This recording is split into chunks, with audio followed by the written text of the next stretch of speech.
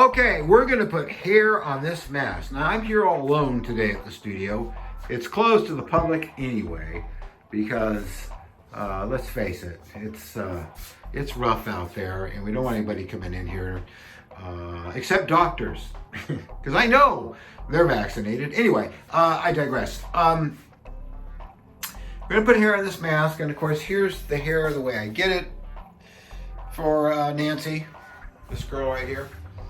And we're in the kitchen of my studio because it's warm in here. We have heating, and this is the dreaded hackle.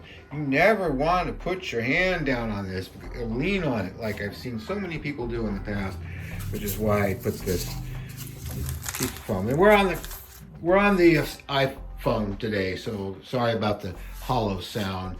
And we're going to use this barge cement. We're going to cut off lengths of it, and we're going to start in the back here, and we're going to put hair on her. So there's our first layer from the back of the head, and it's really helping to do it in here because if I was out there it would dry so slowly.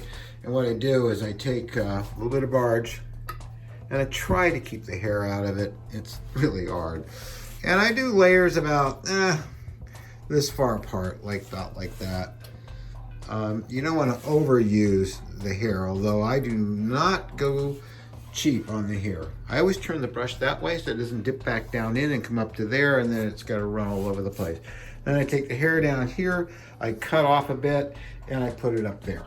Now, as you can see here rather quickly, Nancy's getting pretty well filled out, and we're going to bring it all the way up to the top of the head and just get messy. We got to run hair down this way too, which I probably should have done first, and I think I'll do that. But you can see how well this works out. So she's getting all her hair down around her neck, and this fluffs into that rather well as it does on this side. So now what we need to do is bring out more hair from here, and we'll pretty much have her, except I gotta put the teeth in. And the teeth are somewhere here, somewhere.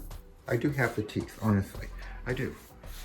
And there she is. I got her teeth in, and oh, there's salt dripping off the ends of her teeth. So don't want that quite, but you know, well, no, that worked good. Not good. The teeth are coated with 5-minute epoxy, and of course I use this super duper strong hairspray that I get from Smart and Final of all places. This stuff is incredible. I mean, it'll make your hair so stiff that you can use it as glue.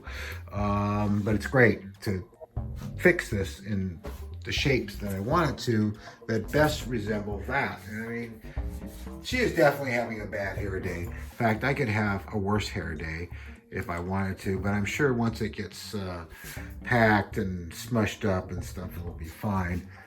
This is just held with hairspray. You can see it holds pretty well. I'm going to put a little bit more in there because otherwise you just see all this yellow stuff from the glue, and I'm sure this is just going to be put on display. Should you want to wear it, you would cut it up the back. The eye holes are cut open. So, but I think she turned out very well. I wish the stand was prettier, but she's got a lot of hair. I did not skimp on the hair one tiny little bit. That little piece doesn't belong there. So, yeah. Whew, that was hairy. And of all the other things I've done today, I got the parts for a V2 rocket, resin cast. This is a larger V2 we have.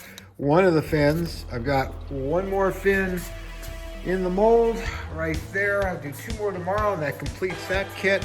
I've got 2 X15s on the way. The other parts are in here. It's so cold, they're setting up very slowly, but they are setting up, and they're coming up very well. I mean, this thing is gorgeous. Look how evenly cast and hollow it is. And I love this rocket, the X15. I like the X15, yes, I do. I like that too. But this is the V2 rocket, and I really like this rocket. It flies really well. It's bigger than my other smaller one. So we're gonna put up all the parts for the other 3 kits tomorrow. There'll be just 6 kits in total. Then